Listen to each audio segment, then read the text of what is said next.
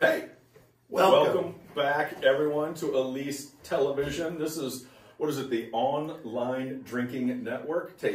Drinking. I like the word drinking better. Delicately imbibing with people you love is how I would put it. For those of you that logged on last week, I appreciated all the feedback. It was absolutely outstanding, and I hope you guys have fun with this one as well. We got a full one today for you, so strap in, log on, have some fun with it. For those of you that have been under a rock the last 10 years of your life, this gentleman standing on camera with us today is Russell Bevan. Arguably one of the best winemakers in the world, but just ask him, he'll tell you. We are going to have a lot of fun today because while we talked about Zinfandel in general last week, this week we're really going to touch on site specific. We are going to talk about a region of the world. And when you start to get a relationship between a grower and a winemaker, and one is feeding off of the other, that's where the great wines of the world happen. We're going to have another remote guest with us today. It's going to be a lot of fun. Chris Morisoli, he and his family, epic generations of farming here in the Napa Valley. So I'm going to step back a little bit. Ladies and gentlemen, Russell Bevan. Russell, touch a little bit on just kind of winemaking philosophy in general, but let's kind of focus on Morisoli and Rutherford as an appellation, sort of what you have been playing with in that arena for years. Well, for me, this is an opportunity to work with a vineyard that really helped develop my palate. In the early 90s, the cabs that I bought, and I remember buying 4 cases of Whitehall Lane Morisoli Cabernet Sauvignon because it was a wine I had to have. I had my first bottle with Phil Kolich at a wine shop in Minneapolis, and I was like, oh my goodness, this has such a unique flavor profile. This is a wine I need more of. I said, I'd like 4 cases on the spot. Didn't ask how much it was quite surprised when I saw the credit card bill, but it was a wine that spoke to me about a place and a unique wine style. It was made by Gary Galleron, who has a road in Rutherford named after him, Galleron Lane, or I should say his family, who have been there forever. But you had 2 natives of Rutherford making something absolutely spectacular. So the Morisoli Vineyard spoke to me. I actually have a wine book that has parchment paper between every page. There are 8 labels in this book with the name Morisoli on it, more than any other vineyard.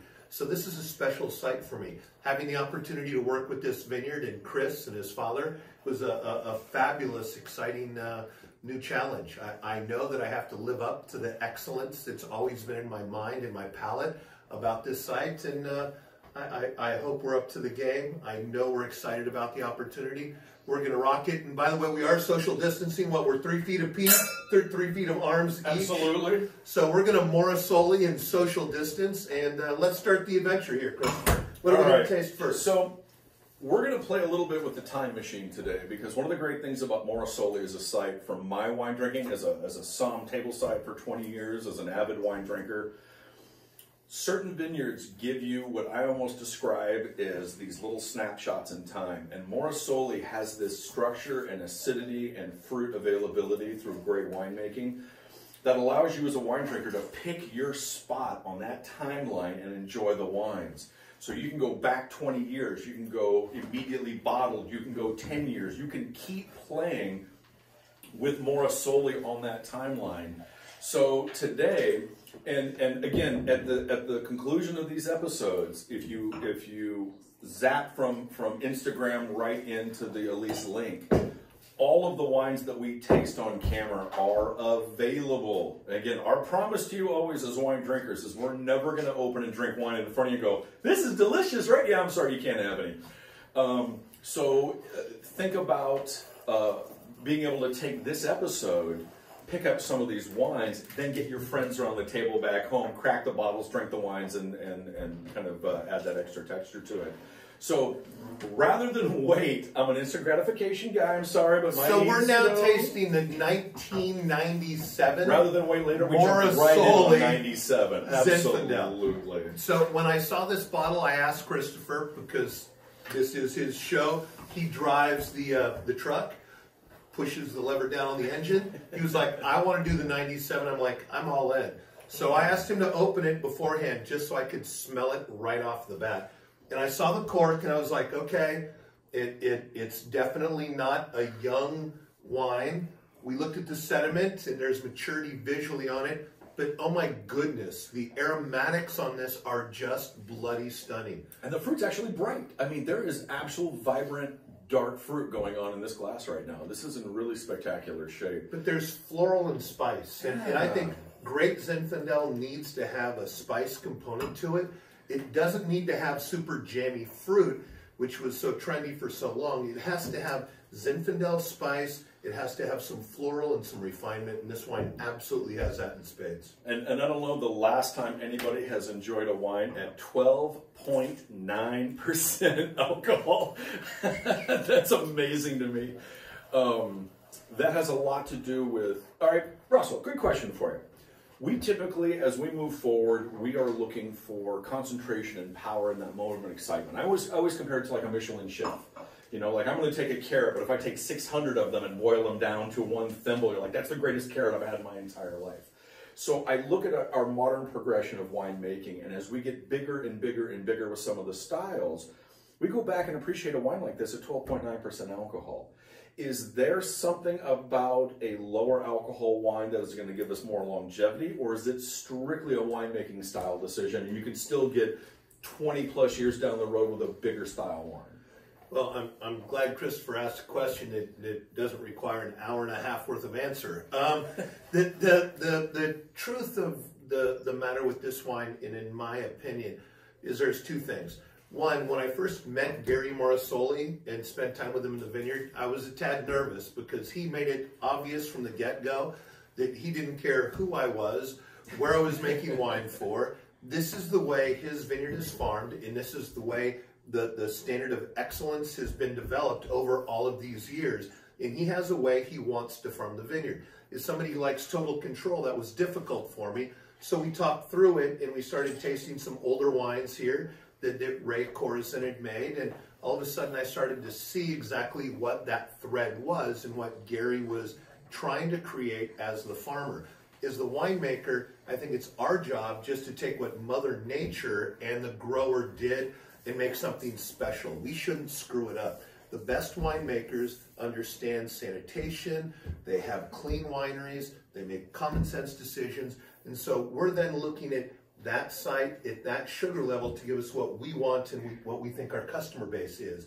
It's obvious to me that when they were making this wine, they wanted something that was food friendly, that had verve energy, that had the acid to give it longevity, which not all Zinfandels have, and I think they absolutely delivered on This is gorgeous. This really is. Perfect. So speaking of that, we have the Morisoli Vineyard ready to join us live. Chris! So I'm just going to add him in really quickly. Right. We'll give him a second. Reception might not be the best out in Rutherford. I think one of the things I like best about this whole story when Chris gets live with us is so much of what's going on in Napa these days is new ownership. There's new investment in Napa. Is that Chris? Hey. Hey. One of the great things that we love about Morisoli as a site is inheritance, is watching the next generation that grew up as the kid driving the quad, that grew up on the back of the truck, has lived his entire life in this vineyard, and now gets to be the face. And there you are, Chris. Are you standing in your vineyard right now on a sunny, gorgeous Napa Valley day? Here we are. 360. Can you guys hear me okay? Yes. Gotcha. Right on. And so, Chris, let me just throw this at you before this all gets going. One of the things that I mentioned earlier is how we love the vineyard and the wines that come from it. But the other component is whereas your father scares the living death out of me, we feel like you're one of us. And so when we're all together as an Elyse family, Chris is here with us often, and he fits in, and he's one of us. He's not somebody who's up on a mountaintop looking down. He's not a farmer who lacks the ability to communicate and say anything that's not monosymbolic. Chris actually fits in as kind of part of our family. So it kind of completes the triangle, not just having his site, but having him and his energy. And Chris turned out to be a cool cat. I did not anticipate it, but by God, he's absolutely one of us. Well, thank you for joining us today, Chris. The real question, Chris, is do you still have all the gate codes? Can you score us an Apache helicopter so we can make the Santa Barbara trip a lot faster than we currently do? Absolutely. Good man. Chris, because you've got a little time and you're sharing the show today, do you want to take a couple of minutes and maybe just talk a little bit about family and history and the site? Because I got to tell you, sometimes when we're talking about your vineyard, we're like, oh, they're like, fifth generation farmers. We're trying to get all of our facts straight. So can you kind of cover a little bit of the Morisoli family history there? Sure, no, you got it right. I mean, you guys are doing great with all the history. More tidbits to take with you. But anyway, first of all, today's a work from home day in Rutherford here on Morisoli Vineyard, and every day is a work from home day. We're always here. But yeah, this is the old block that we're standing in right now. It's a really beautiful day out. You can see on there in the background. Mostly I tried to get my dad to come out, but he does not do public appearances, and this is as public as it gets for him. So riding his bike. He's checking on the vines. I'll see if I can find him. Oh, good. Watch. We could have GoPro'd him. We should have. Chris, how big is the actual, like door to door? What's the size of the vineyard? Yeah, so it's 57 acres total. 53 of that is planted. We've got about 9 acres of Zinfandel. This is a really special old block. It's about 1.5 to 2 acres. And the rest of it is the other 7 acres kind of on the other side this way. But anyway, 53 of that is actually planted. And the rest of it is in Cabernet Sauvignon, which Elyse also makes a fantastic wine from as well. So, but yeah, just kind of looking around here. So this specific site was planted in between 1902 and 1910. It was after that first round of phylloxera came through and really wrecked a lot of California. They replanted it. It used to be on, it was own rooted, just on its own rootstock. And then it was replanted in the early 1900s to St. George. And we've actually got a lot of different really cool varieties in here. We'll talk about it in a minute. And let me just flip this camera on so I can take you off for a walk. But you can see some really old vines here. And Elyse has been working with these when Ray Corson started it in about 86, I believe, if I'm wrong. He was working with these with his family. And then really since then, Elyse Winery and Jacob Franklin are the only folks to ever work in this block. So it's pretty neat. But here you can see the vines planted on St. George, 7x7 spacing. So even before social distancing was cool. Way to keep it current, Chris. Yep. And you can see a lot of we probably have maybe 30 to 40% of the old vines here. And then, of course, tractor blight, tractor disease will take out occasionally a few vines like this one, which was replanted. But the majority, they're still in there and kicking. The cool part is that we have so many different types in this block specifically. In fact, Davis, their foundation plant material science, FPMS, their basically workshop for all these old rootstocks came out in 2001, and they did a quick site survey in the vineyard, and they also took some samples and identified like 9 different varieties. So those ones, real quick, if you can believe it, there's 9 types here. Alicante Boucher here, Locarnon, Durif, Muscat Hamburg, Negrette, Syrah, Valdez, and Zinfandel. So when we say Zinfandel, yes, it's definitely Zinfandel, but there's also a lot of other types of varieties in here, which is kind of neat because when the old Italians did it, they didn't run down and they didn't have a good nursery to go to get exactly what they wanted, so they got a handful of different cuttings and different materials and went out and just planted them, stuck them in the ground. So that's why we have some different types of varieties. But it is cool because it's an old heritage vineyard. We'll go back to it here. But yeah, you can think this vineyard's lasted through Great Depression, Prohibition, 2 World Wars, and it's really neat. It's still kicking. It made it through the 80s and the whole hair gel decade. Like, it's amazing what it did. Absolutely. Chris, just a quick sidebar question. You know, a lot of times when we're getting to this modern era of wine drinking, the word clone has become more prolific in people's conversations about certain styles of Chardonnay or Cabernet or Pinot Noir. Are there choices for Zinfandel, or is there pretty much, there's one on the planet and that's what you work with? That's a really good question. I don't know. Yeah, there's this whole gray area with this grape, isn't there? Yeah, it's a ton of variety. I don't know what clones are, other than they're just, you know, the really old stuff. The Cabernet stuff that I'll show you here in a second, that's all clone 4, 7, and 8. And that's planted on 03916 rootstock. But as far as the old stuff, I don't know.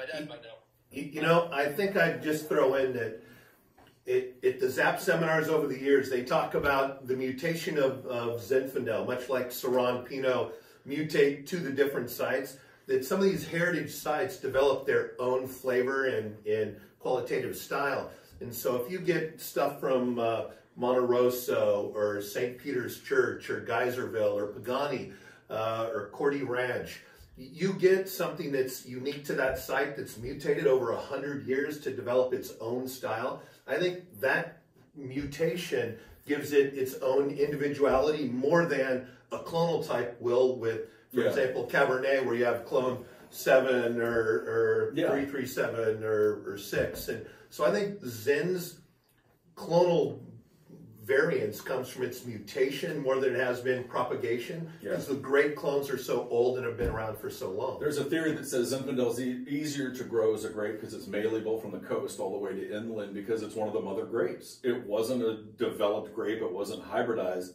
Like Sangiovese might be one of the original wild grapes. Yeah. That's really good. Some good thoughts there. You did ask about the history stuff, which I kind of cover that. So if you see, let's see, the White House over there in the distance, that's actually where Ray and Nancy and Elyse and Jake used to live, and that was where my great-grandpa was born in 1902. So it's a ways up to the north.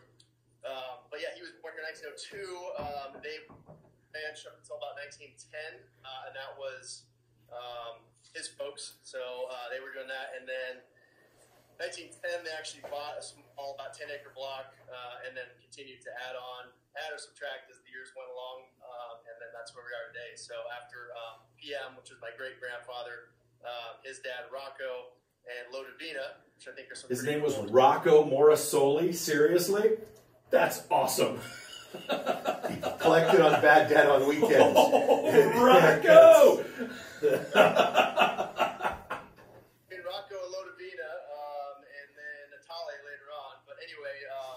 So they kind of homesteaded here and started farming, and then they had, PM got married in 1926, I believe. He owned actually the general store in Rutherford, which is right where the Rutherford Grill is. Yep. A pretty cool story there. He used to be able to deliver his other job besides farming was delivering supplies up to the miners on the very top of Mount St. John right there, which we can see in the distance. So he would take an old pickup truck and deliver their groceries once a week. There was quicksilver mines up there. So mercury, which is what they would mine out of the hill. And they used that mercury for all kinds of blasting, wartime requirements. So that was his job between that and farming and the general store in Rutherford. And then he had my grandpa Phil, and then Phil lived just over the way here, and then my dad Gary, and then here I am. So my mom is out here somewhere. I was trying to get her on camera, but she also apparently doesn't do public appearances. Anyway, next. And Chris, I don't mean to embarrass you, but I'm so proud to know you because of your service to this country. How many tours have you served, and what have you done for our military? Sure. Well, let's see. I got 2 T-shirts. I did the Iraq T-shirt, the Afghanistan T-shirt, 09 and 11 for a year in each.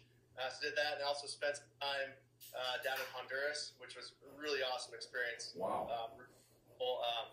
Cool place down there, doing humanitarian aid, some work. Honduras, that's like Arnold Schwarzenegger Predator jungle, man. Like, that is next level. Triple canopy. You definitely, you don't want to be messing around out there if you need to land somewhere. So, but yeah, so. Wait a minute, did you just say that's the only place that has a thicker canopy than your Cabernet Sauvignon? did I hear that correctly, Chris? Question. Chagrin. Yeah, absolutely. By the way, we're drinking the 14 right now. We started this whole thing. So as soon as the show finishes, drive up to the winery, because we got the 97 open, man. That is just a rock star. But we're on the 14 right now that is showing all kinds of dense fruit. But there's a texture at Morrisoli. It's got tannin, it's got verve, it's got backbone to it. A lot of our enthusiasts that are Cabernet fans, of course the Morisoli Cab fan, but they love the Zinfandel because they keep saying there's this echo, there's a structure and a texture in the Zin that just absolutely they love. I think that acid carries the finish so long. Yeah. It's almost like you get twice as much dollars worth of wine because every sip lasts twice as long. So what is so special about this little part of Rutherford from a climate perspective? Well, Chris, why don't you talk a kiss about Rutherford, then I'll talk about Rutherford dust. Perfect, sounds good. And I apologize. So we look here, Christopher and I, because that's where we see Chris's pretty face. and so we're going back and forth. And so this is where we have Chris. Well, real quick, I think this site in particular is a little special. And if you think about the way the old vineyards kind of were planted and then ripped out, during Prohibition, so the 30s, people ripped a lot of grapes out, and I think they only kept the really special spots.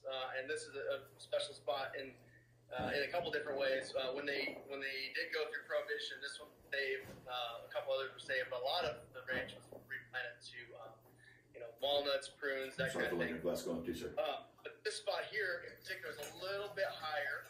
It's just kind of a little bit elevated location that helps prevent any type of frost, and it also has some really well-drained soil, some kind of Pleasanton loam or Calclay loam, which is really actually would probably be poor soil for growing tomatoes or corn, but it works really well for grapes and vines because it keeps them a little bit less, keeps their growth rates down a little bit, and puts more of the work into the grapes as opposed to growing vegetation or canopies, as Russell would say. So Hey, Chris, what type of yields do you get from those ancient vines compared to the newer plantings?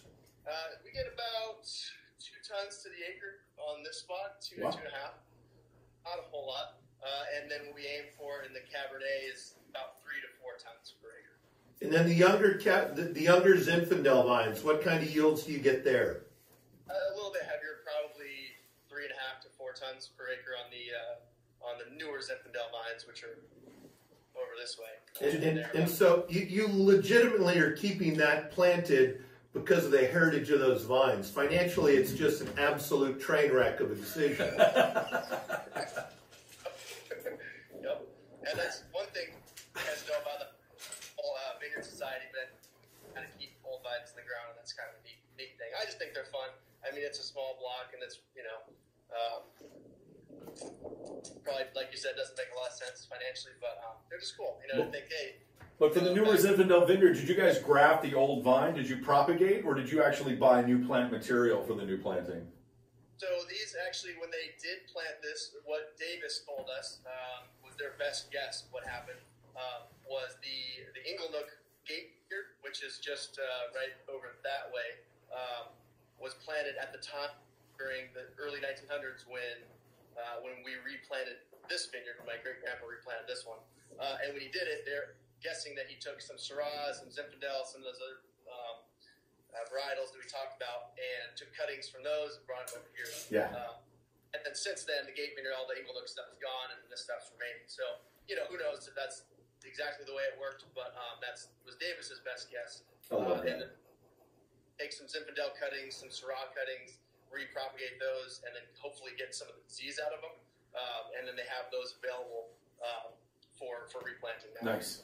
And then when you talk about the history of Rutherford, I think, Christopher, you look at Engelnook Reserve Cask, the Engelnook 58 vineyard designates that were bottled. You look at the BV individual bottlings. You look in modern history, one of Chris's neighbors, Scarecrow.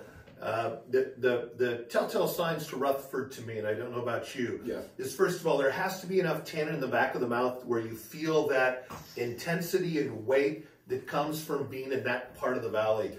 The airflow through there is fabulous, so you get a little extra hang time that gives you power in the back of the mouth. Rutherford's always going to have a substantial textural impact compared to most of the other AVAs, with an elegance and refinement on the front part of the palate. Absolutely. No, without a doubt, the clarity of Rutherford, I always describe it as, whereas there's power in Oakville, Rutherford has this acidity profile to it, I think, that defines it as well. There's a brightness to it, I think, that carries a lot of that wine. Yeah. I mean, think about Rutherford, though. And a quick backstory is, anybody that watched that silly movie, The Road to Wellville, the Kellogg family was all about health and health retreats and healthful lifestyles. Sanitarium Road up in St. Helena was a health sanitarium run by the Kellogg family. Rutherford, there's a reason there's this warm, happy vibe in Rutherford. That's the halfway point on horseback, baby. If I'm going from Napa to Calistoga, the Kellogg family set up public wells up what is now Highway 29. Rutherford was the halfway point of your horseback ride, man. So you're riding all day long, you get to Rutherford, you stop, you water the horses, you get under a shade tree, and then you finish your ride all the way up to Calistoga, because that's where all the action was in the silver mining and all of that, man, you know? So there's something about Rutherford is still the meeting point. It's still the midpoint of the whole valley, you know? Did they stop at the Rutherford Grill for some ribs, too? Oh, God, yes, absolutely. There was actually a line. Back then it was a French dip, Chris. Come on. 1905, there was still a 45-minute wait for a table. Yeah. So going back even further in history, any text sheet on Rutherford mentions an alluvial fan. Could you explain to the rest of us what that really means? Well, Yeah, absolutely. you go, Chris. You've been breathing that dirt your whole life. It's better to hear from you. By the way, we're on your 2014 Cabernet, which is just a rock star, but it's still young. It's still kind of coming out of its infancy. Awesome, right on. So if you see here, that's the Mayacamas range, which pretty much goes all the way from Calistoga down to South Napa. And as that range eroded, there's Mount St. John right there. There's Bear Canyon, Bear Falls right there, and all of that rock and that dirt eroded away and kind of made what we call the Rutherford Bench, sometimes referred to as the Rutherford Bench, which is a little bit higher elevation before it gets down to the Napa River, which has all those alluvial soils. And really, what alluvial soil is, it's just dirt. Here it is. Loam. It's a little bit of sand, a little bit of clay, a little bit of silt. Which is kind of what makes that pleasant to loam. And that just makes for well-drained, really good for these grapes. Excuse me. So, Chris, for people that don't know, if you're at Rutherford Grill and you look straight west at the mountains, you're then basically going, you see Engelnook on the right, and then the Morisoli family property is to the left as you're going down the road.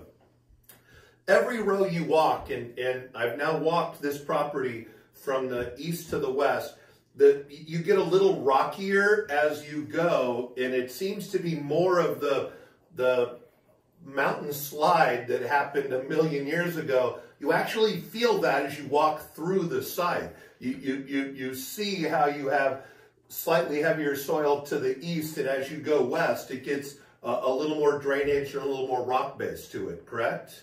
No, that's absolutely correct. Yeah, you can see here, that's the first area you're talking about, a little lighter. And then as we kind of turn this way, we get a little heavier clay down south, kind of where that wind machine is, where I'm looking now. And it definitely does change. It's pretty interesting how much soil can change in a small area. So. Yep. Well, I tell you, we're drinking the 14 Cab, which is beautiful right now.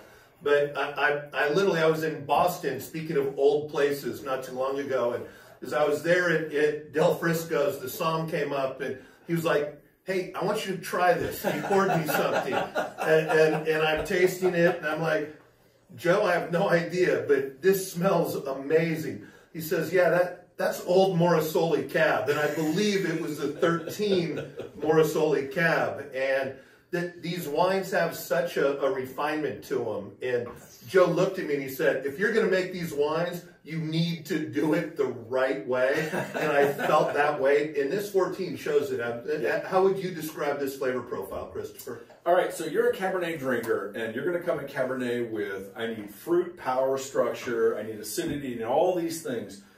I can play with those elements in the cellar as a winemaking team to try to create that balance. When it comes to Morrisoli, in our world, there's almost what we describe as a reverse pressure. Sometimes that fruit comes to us at such perfection that now you feel a different kind of pressure to just not kind of screw up what Mother Nature provided you with. And for me as a cab drinker, Morrisoli, it's not over the top with sweetness. It's not over the top with acidity. The tannins aren't so aggressive that your cheeks touch. Like, I love the mouthfeel perfection that Morrisoli brings. And there's enough dense fruit that I'm still in my ribeye world. You know, like, this is not a filet mignon Cabernet. This is a full ribeye Cabernet. But the tertiary aromas and flavors I get from these wines are one of these things where the more we write notes, the longer they get. So it's always fascinating that we'll open a bottle of the Cabernet and let it go for a couple of days and just keep playing with it and watching it evolve and watching it change over those couple of days. So in terms of Cabernet for me, this to me is all Cabernet in Rutherford. There's what we describe in the sports world as the Mendoza line. You know, like the Morrisoli Cabernet, there are certainly Cabernets that can be judged higher. There's a ton that can be judged lower. This, to me, is a standard that a lot of wineries should seek to achieve. Absolutely. So, Chris, we're now doing the double-fisted routine, and I know you're familiar with this. And well, if your mom's watching, tell her that I've never seen you do it aggressively. But we're also now drinking the 18 Zin because, well, this hadn't been enough about me yet. Yeah. So I wanted to taste the first wine that I made off of the site. And I see that grin. Thank you. You know I love you, brother. But I wanted to try the 18 because this is a classic vintage, and it had some of the same textures as the 14 Cab.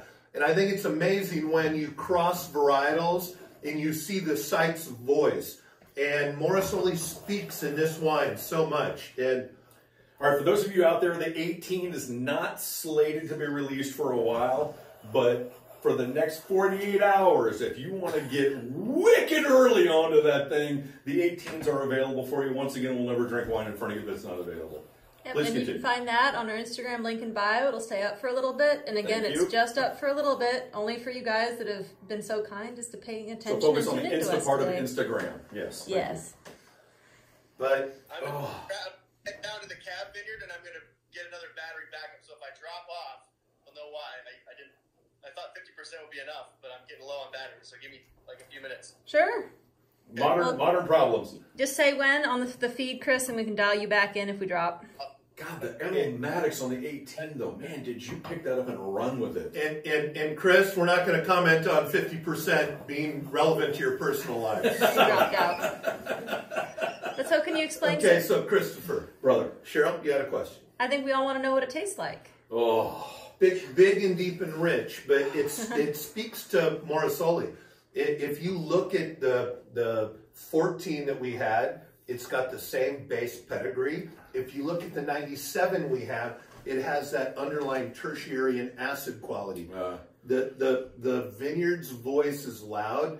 Ray made wines completely different than what we're doing with our current team here, but the vineyard still speaks loud, and you taste the site more than you do the winemaker in these wines. So the thing I love about working with Russell is I'll taste through the library of Morrisoli wines, and you'll find this thread of aromas. There's this really pretty floral nature that vineyard brings to the equation. And when Russell attacks a vineyard, you go to this 18, And he spotted that floral nature. He spotted the potential in that vineyard that goes, this is its unique foot forward. This is the profile that it brings to the world of wine drinkers. And you try this 18, and it is every pretty aroma you've ever tried from any vintage of Morrisoli is now absolutely like modified, elevated, accentuated. Like you have found that aroma profile and just driven it to the absolute roof. And that's the thing I love most about your winemaking style. It's not that all wines will ever be approached the same way, because you have that ability to walk into a plot of land and go, this is what makes you unique. That's what my focus is in terms of the winemaking from that site. And the aromas coming out of this glass are absolutely out of control, man. You know, when we started this project at Elyse, the goal we set was to find amazing wineries, amazing vineyards, and magnify that at the winery. And so when we started with Morrisoli, this is a site you need to respect and honor. You're disrespecting people that have supported this brand and this vineyard site for decades if you don't do justice by it. And so our winemaking style on this is very simple. We sort the fruit very well. We every day do pump overs and smell and taste and see if we need to be more aggressive or gentler. And all we're trying to do is pump up what this piece of dirt gave us. And yeah, I wish I could take credit for this being fabulous. We can take credit for having great sanitary practices and having a clean winery, but this is what Morrisoli is. It's not what we've done. You know, it's funny you say fruit sorting, and the first two things that popped into my head were Zach and Sunao.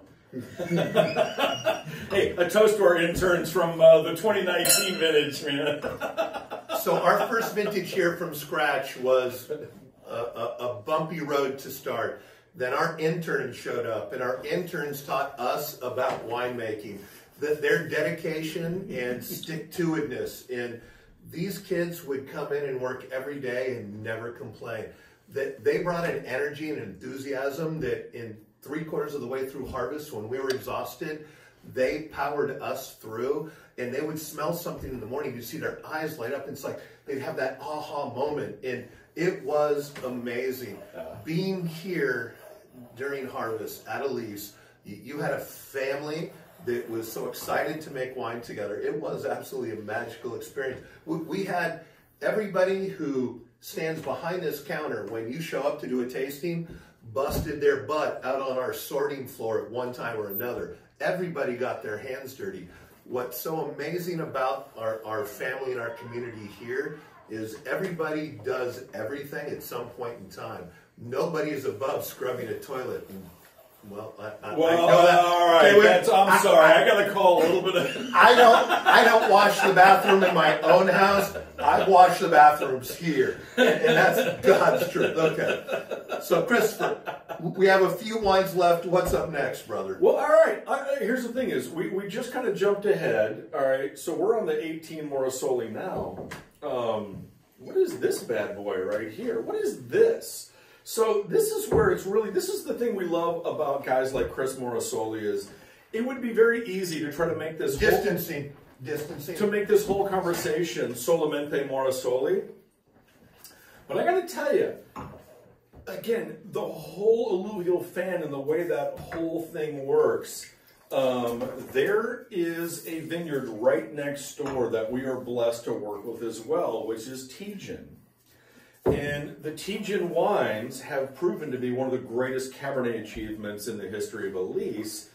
And with the ability for Russell to walk in and look at two different sites and make two completely personality-specific wines to the two sites. Wow. So the next one we were putting into this whole equation and was the 2017 Tejan Cabernet Sauvignon. It's one of the funniest stories where we took over the whole project. We're trying to work with the farmers, and we just happened to be going to lunch one day at Mustard's Grill, north of Yountville, and this gentleman is sitting next to us at the bar, and Josh Peoples, Cheryl Foyle, new owners here at Elyse. Anyway, we're all talking about how every time we tried to call Hugh, there was this number that never got answered, and this gentleman at the bar next to it goes, well, what number are you using? And it turns out it was Hugh Tejan sitting next to me at the bar. And he goes, no, nobody's used that number in years, man. Come on, that's the barn. Nobody answers that phone. So from a grower standpoint, the Tejan family, when it comes to the Napa Valley, they're not making any more Napa. So from a growing standpoint, from a farming standpoint, the farmer is now looking to place his vineyard in the hands of the greatest winemaker that understands their site.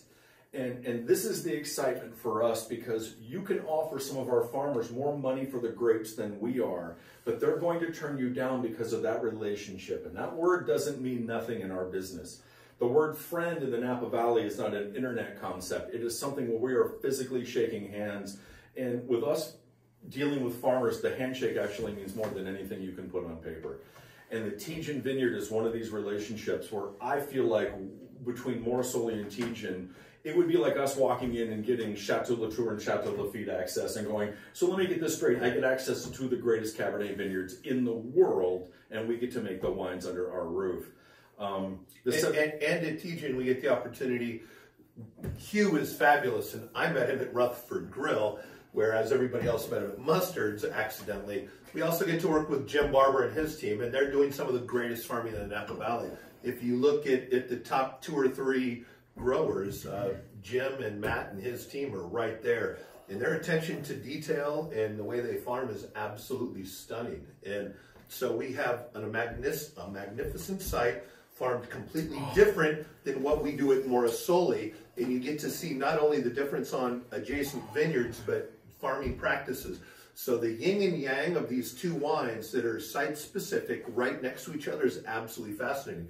And you taste it and feel it in the mouth and in the nose. Okay, folks, if you're a Cabernet drinker and you're obsessed with finding the next undiscovered project, jump all over these 17 Tejans right now. I'm telling you right now, dollar for dollar, what's in my glass right now is one of the great Cabernets being made in the Napa Valley. It is rich, it is balanced, it is floral, it has acidity, there's tannin, but it doesn't overtake the wine. There is a pure satisfaction here. There's actually a moment when you drink this Tejan where you're like, I actually am trying to be polite, but I can't wait for my next sip.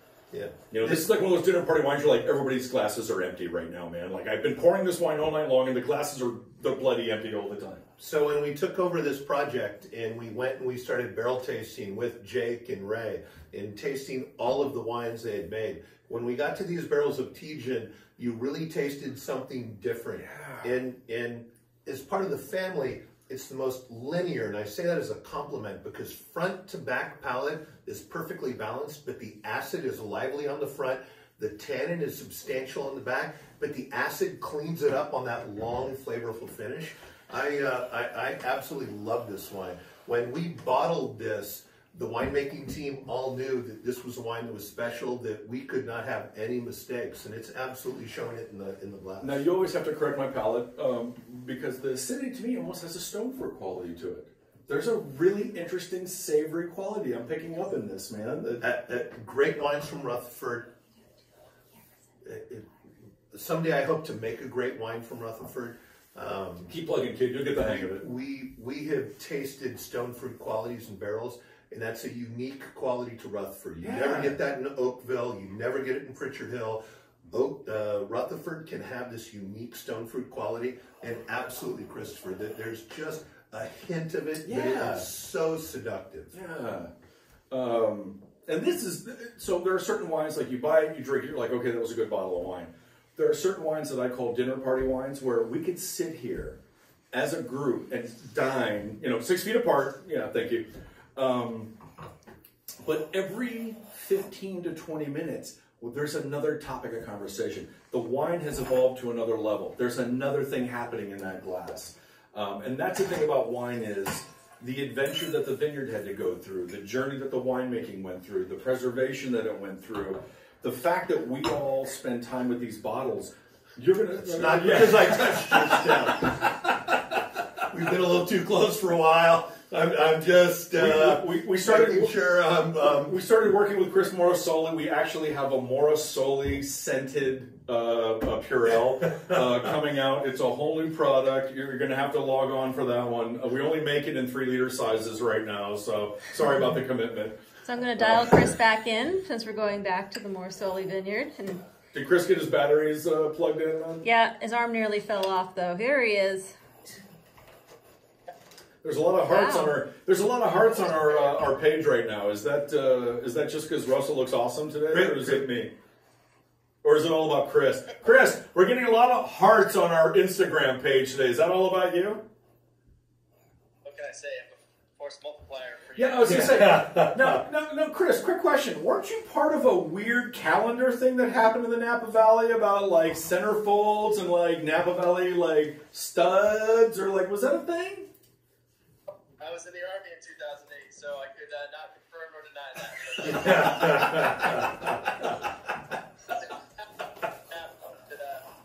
Napa Valley Vineyards drop their all for charity, I think. Because, you know, the Elyse Winery back in the day was one of the few public wineries that actually had the Pirelli calendars. You know, that was like the thing, like, you would go to the restroom and Elyse, you're like, oh my God, he's got the Pirelli calendar, man. That's next level, you know? Chris, quick question for you. In terms of celebrating your location, there has been a dedicated group of farmers together, the Rutherford Dust. Absolutely. Talk to me about that. Like, how do farmers, like, you know, people that, the reason I'm asking this question is people that come to us, not from the wine industry, don't understand the complete lack of competition mentality. And Chris, be gentle, because my little brother used to be the president. So Mr. Dan Moberg, he's been a part of this for a long time. Nice. Well, Rutherford Dust Society, great organization. It's actually a trade organization that really is there to preserve, promote, and really protect Rutherford as an ABA. And in addition to all that, we also do some really good stuff for charity work. We do an annual chili ball, which is coming up on fingers crossed, and that we help make some money for the fire department in Rutherford, the nursery school down there on Napa Valley, and let's see, the 4-H and the Rutherford Grange as well. It all good, but really what the Dust Society is trying to do is just keep Rutherford in the forefront, promote all those different folks that either make wine from Rutherford, have a winery in Rutherford, growers that grow grapes here, or just business partners. So, but it's a great organization, and we've got a really good team right now, and just kind of keep Rutherford up there and showcase it. I got a quick curveball for you, Chris. Do you know where the word Rutherford actually got its origins from? I do actually. Hit me. Yep. Well, if you, let's see, what was the name of the car dealership in St. Helena? Oh my God, I can't believe you're doing that to me right now. Anyone? Yeah. I'm sorry. Those of you in St. Helena that run that car dealership, I apologize. Ford. It's Ford. I know it's Ford. Anyway, at the park in St. Helena, they had some guys from this area, which is not known as Rutherford. They used to sell Chevys up in St. Helena. They came down here and tried to sell Chevys, and the guys here said, no, I'd rather have a Ford. Okay, those of you on the internet that don't know how to spot BS like a truck down a dirt country road, And Chris, we're now drinking the 2010, and Christopher, baby. this has more stone fruit than the 14 did. Yeah. This absolutely. There's an apricot quality that underlies this. It's not peach. It's to me totally apricot. You get the cherries and plum on top, but that apricot underlies it, and that's absolutely something unique and spectacular that you get in Rutherford that you get nowhere else. Do you get that when you taste the wines, Chris? And when are you bringing a bunch of library selections up for us to when are we partake drinking your in? wine, Yeah. man? I never disagree with the winemaker. Sounds good, Russell. Chris, how many winemakers do you currently work with? I think we sold about 10 different wineries. So let's see, started from the north to the south. We've got Amit, Tony Biaggi, Fox guys, and then coming down we've got we sell the Visa Tui as well. So Brooks Painter, Etude, John Priest, Sequoia Grove, so Molly Hill. Trujillo wines. Probably miss Oren Swift, so Dave Finney and friends. Sure. And then Penny Proper with his other project, Disciples, Current Assembly. Is your vineyard name is the family name on a lot of those bottles? Half. I think the single vineyard designates are Satui, Etude, Sequoia Grove, and Elite. Do you get to decide if they put your family name on the bottle or not? No. So my dad basically says if you want to, go for it. So. You know, as Tony's, you mentioned Etude.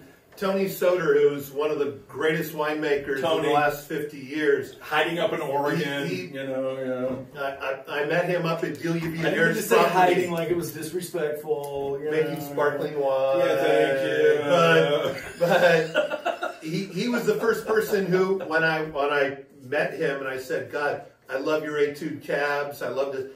And he was the first person who spoke to me about your vineyard and that part of Rutherford and how singular and special it was. And he's one of the true masters of the last 50 years in the Napa Valley. I totally agree. And he talked about the intensity of flavor and the balance that only comes from Western Rutherford in that area.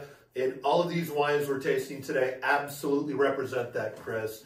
We know we have something special we're working with. We love you for working and farming it, and well, for your father being that bulldog that he is. And well, we look forward to a long, healthy relationship doing this. We wish you were here with us, brother, but it was great to have you in the vineyard. And Christopher, anything you'd like to say to wrap up? Brother, I gotta tell you. Check out the video.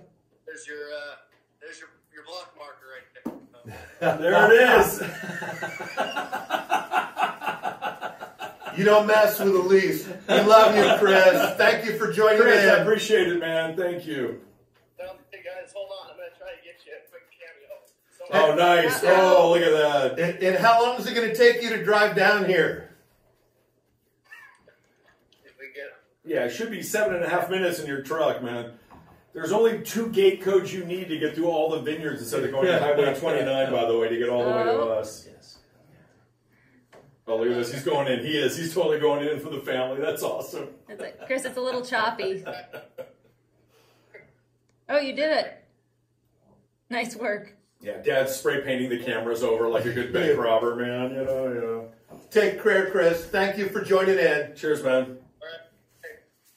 Bye. All right, folks. That's all we got. This is Rutherford 101, so this is considered your first class.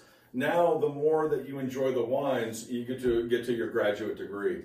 So all we can continue to tell you is, as a site, we're only going to put that Morrisoli designation on some of the best efforts currently being made in the world. And you can go backwards in time and look at historical vineyards anywhere in the world. In my opinion, the Morrisoli family and the Tejan family next door, we're blessed to be associating with some of the greatest, absolute greatest growers that we get to make wines from. And I don't get involved in Christopher's world. He doesn't get involved in mine much. But we are driving vineyards all day tomorrow. Oh, baby. But I will tell you, come to the winery.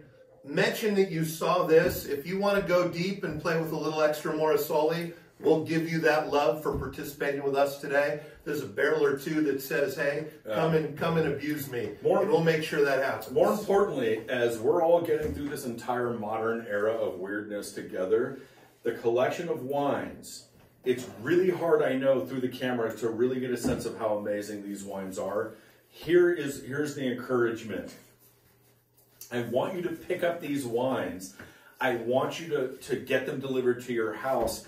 Then you can schedule a tasting with us here at the winery, and we can play while you're opening the bottles and we're drinking them with you on camera. We can do these online tastings together, and I think it's a great way to kind of keep pushing forward. We will not let the current sort of world environment change how we enthusiastically attack our planet.